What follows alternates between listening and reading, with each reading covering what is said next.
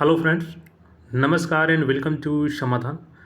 साथियों, उम्मीद है कि आप सब अच्छे होंगे और स्टडी भी आपके अच्छे से चल रही होगी। बिहार कर्मचारी चयन आयोग बीएसएससी के द्वारा सेकेंड इंटर लेवल भर्ती को लेकर एक फिर से नोटिस जारी किया गया है। न्यू ऑफिशियल नोटिस अभी जारी किया गया है और बीएसएससी ने यहाँ पे लिस्ट जारी किया है सभी 25 लाख अभ्यर्थियों के लिए। आवश्यक सूचना इसमें है, सभी अभ्यर्थी जरूर इस वीडियो को देखेंगे। जैसे कि यहाँ पे देखेंगे तो आ चुके हैं ऑफिशियल वेबसाइट पे और यहाँ पे डेट देखेंगे तो 11/5/2024 और विज्ञापन संख्या 02/2023। Important notice regarding advertisement number 02/2023 second inter level combined competitive examination. आइए इस नोटिस को डाउनलोड करते हैं और पूरे डिटेल्स को समझते हैं। और यहाँ पर देखेंगे तो नोटिस हमने डाउनलोड कर लिया है। बिहार कर्मचारी चयन आयोग वेटनरी कॉलेज पटना। आवश्यक सूचना दिनांक देखेंगे तो 10/5/2024 और नीचे देखेंगे तो यहाँ पे लिस्ट भी है अभ्यर्थियों का। तो हम लोग जानेंगे क्या कुछ करना है यहाँ पे सभी अभ्यर्थियों को। देखेंगे तो यहाँ पे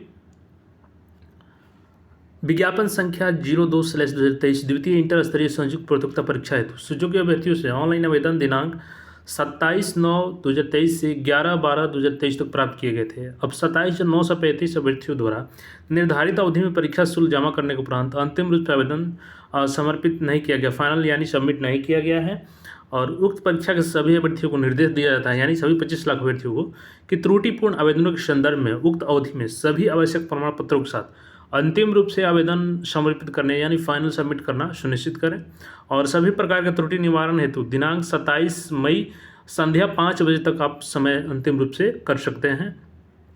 और देखेंगे यहाँ पे तो अंतिम रूप से आवेदन समर्पित करने के पश्चात ऑनलाइन आवेदन की त्रुटियों में सुधार एवं प्रमाण पत्रों को अपलोड करने हेतु वांछित लिंक आयोग के वेबसाइट पर उपलब्ध रहेगा।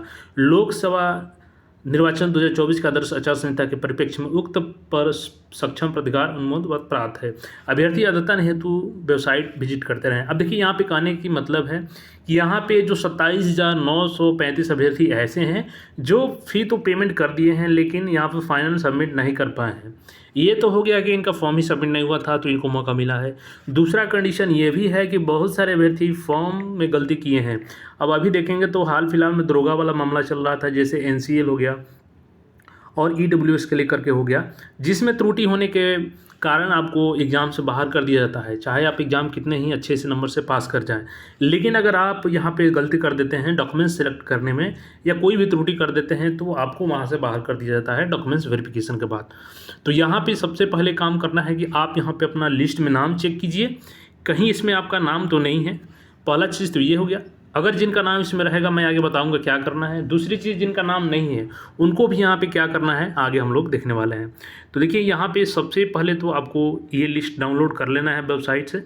अगर आप वेबसाइट से डाउनलोड नहीं कर पा रहे हैं तो मैं इसको टेलीग्राम चैनल पर डाल दूंगा, वहाँ से आप लोग डाउनलोड कर सकते हैं। उसके लिए आप लोग टेलीग्राम चैनल से जुड़ जाइए।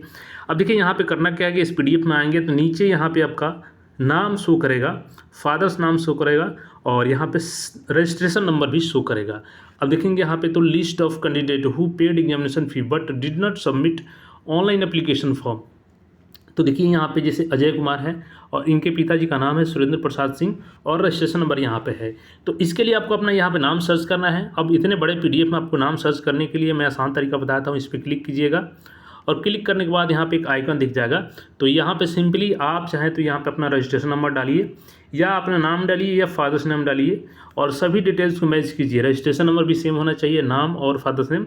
अगर ये लिस्ट में है तो आपको क्या करना है कि फॉर्म फाइनल सबमिट करना है, सारा डिटेल्स भर करके और डॉक्यूमेंट्स लगा करके। NCL और EWS 1 साल के अंदर का होना चाहिए और अभी के 1 साल नहीं बल्कि जो फॉर्म भरने का लास्ट डेट था उसके अंदर का होना चाहिए। एक चीज़ ये हो गया। अब दूसरी चीज़ ये है कि कुछ अभ्यर्थी, क्योंकि बहुत सारे अभ्यर्थी कमेंट भी कर रहे थे कि सर मैंने सारा डॉक्यूमेंट्स तो अपलोड किया था, लेकिन उनके साथ प्रॉब्लम ये है कि जब आप फॉर्म भरेंगे और फॉर्म का प्रिंट निकालेंगे तो उसमें लास्ट पेज में रहता है आपका डॉक्यूमेंट्स का सीरीज 1 2 करके 3 4 ऐसे करके रहता है आपका सुमन, और उसमें रहता है कि जैसे आप क्लिक करेंगे तो वो आपका डॉक्यूमेंट्स डाउनलोड होता है कि कौन सा डॉक्यूमेंट्स आप कहाँ अपलोड किए हैं। लेकिन कुछ अभ्यर्थियों के साथ प्रॉब्लम ये आ रही है कि उनका फॉर्म सबमिट तो हो गया है, डॉक्यूमेंट्स अपलोड तो हो गया है, लेकिन वो डाउनलोड कर रहे हैं, क्लिक कर रहे हैं उस लिंक पे तो वहाँ पे डॉक्यूमेंट्स उनका शो ही नहीं कर रहा है। तो इस कंडीशन में आपका एडमिट कार्ड आ भी जाएगा, अगर एग्ज़ाम दे भी देते हैं आप तो काउंसलिंग में आपको दिक्कत हो जाएगा। तो उसके लिए करना क्या है कि आपको अभी ही फिर से, अगर ऐसा कंडीशन है तो अगर डॉक्यूमेंट्स शो नहीं कर रहा आपका तो फिर से आपको डॉक्यूमेंट्स अपलोड करना है और फिर उसको फाइनल सबमिट करने के बाद प्रिंट रख लेना है। दूसरी चीज़, यहाँ पे जो भी फॉर्म में अगर आपका त्रुटि है तो एक बार ये अंतिम मौका होने वाला है, क्योंकि देखिए ये भर्ती फिर चूँकि 2014 की स्थिति आप देख रहे हैं कि 10 सालों में क्लियर हुई और उसके बाद 10 साल के बाद ये भर्ती आई है। फिर अगली भर्ती कब आएगी, अगर उसके इंतज़ार में रहेंगे तो आप फिर यहाँ पे दिक्कत हो जाएगा आपके लिए। तो आपको कोशिश करना है कि इसी में सिलेक्शन हो जाए। तो उसके लिए पहला स्टेप है कि तैयारी के साथ साथ आपका फॉर्म भी करेक्ट होना चाहिए। तो एक बार सभी अभ्यर्थी फिर से एक बार रीचेक जरूर कर लीजिएगा अपने फॉर्म को, कोई भी त्रुटि है तो उसको अंतिम मौका होने वाला 27 तक उसको सुधार कर लेंगे। डॉक्यूमेंट्स अपलोड करते समय ध्यान देंगे कि एनसीएल आपका 1 साल के अंदर होना चाहिए और आज की डेट नहीं बल्कि फॉर्म भरने के लास्ट डेट के अंदर का होना चाहिए, और ईडब्ल्यूएस भी सेम 1 साल का होना चाहिए। ये दोनों चीज़ क्लियर हो गया। अब कुछ लोग सोच रहे होंगे कि आयोग ये एग्ज़ाम टाल रही है और इसीलिए नोटिस जारी किया है। देखिए वो कारण तो हो सकता है, लेकिन यहाँ पे ज़्यादा अब समय नहीं लेगा एग्ज़ाम में, क्योंकि देखिए चुनाव खत्म होने से पहले ये सारी प्रक्रिया 27 तक हो जा रही है। उसके बाद आयोग इस पे काम करेगी सेंट्रल लिस्ट को लेकर के। तो अगले 2 से ढाई महीने के अंदर आपका एग्ज़ाम बिल्कुल कंडक्ट कराया जा सकता है आयोग के द्वारा। तो आप उसको टारगेट करें और उसी के अनुसार तैयारी करें। आप प्रीवियस ईयर पेपर को सॉल्व करें, क्योंकि ये मौका आपको बार बार नहीं मिलेगा। भर्ती कब आएगी खुद आयोग को भी पता नहीं रहता है।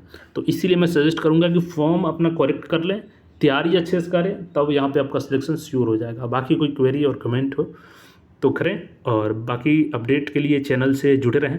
फिर मिलेंगे नए अपडेट में। धन्यवाद।